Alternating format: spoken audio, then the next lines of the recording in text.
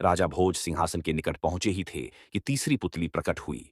उसका नाम था चंद्रप्रभा। स्वर में सौम्यता, पर आंखों में चमक थी। वो बोली, राजा भोज, तुम बार बार इस सिंहासन पर बैठने का प्रयास कर रहे हो। क्या तुम में विक्रमादित्य जैसी करुणा, उदारता और न्याय की ज्वाला है? यदि नहीं, तो सुनो। आज मैं तुम्हें वो कथा सुनाती हूं जो बताती है कि एक सच्चा राजा सिर्फ तलवार से नहीं, बल्कि हृदय की गहराई से राज करता है। उज्जैनी में एक बार भीषण अकाल पड़ा। खेत सूखे, कुएं सूख गए और लोगों के मुंह सूख गए। अनाज के दाने भी सोने से महंगे हो चले थे। लोग भूख से मरने लगे। नगर की गलियों में रोटियों की नहीं, सिर्फ आहों की खुशबू थी। ऐसे समय में राजा विक्रमादित्य ने ऐलान किया, राजकोष का एक एक दाना प्रजा के लिए है। जब तक एक नागरिक भूखा है, राजा को भोजन का अधिकार नहीं।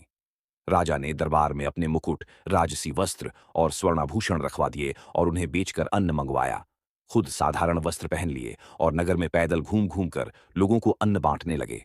एक दिन जब वे स्वयं लोगों में खिचड़ी बांट रहे थे, एक वृद्धा उनके पास आई। उसके हाथों में एक नवजात शिशु था।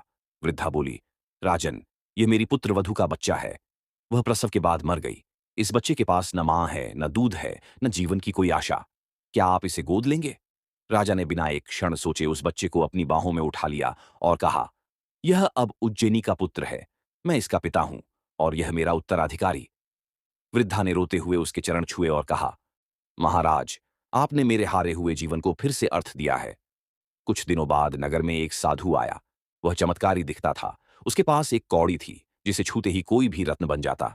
उसने राजा से कहा, हे राजन, यह कौड़ी मैं तुम्हें देता हूं, पर बदले में मुझे वह चाहिए जो तुम्हारे लिए सबसे अनमोल है। राजा ने बिना झिझके उस बालक को साधु के चरणों में रख दिया और कहा, मेरे लिए अब यह बालक सबसे मूल्यवान है। यदि राष्ट्रहित में इसकी बलि देनी हो तो मैं पीछे नहीं हटूंगा। साधु मुस्कुराया और बोला, तुम सच्चे राजा हो। ये सिर्फ परीक्षा थी। कौड़ी और बालक दोनों तुम्हारे। राजा भोज, क्या तुम ऐसे राजा हो जो अपना सुख, अपना कुल, यहां तक कि अपना पुत्र तक राष्ट्र के लिए समर्पित कर सको? यदि नहीं, तो विक्रम के सिंहासन पर बैठने का अधिकार तुम में नहीं है। इतना कहकर चंद्रप्रभा भी अदृश्य हो गई।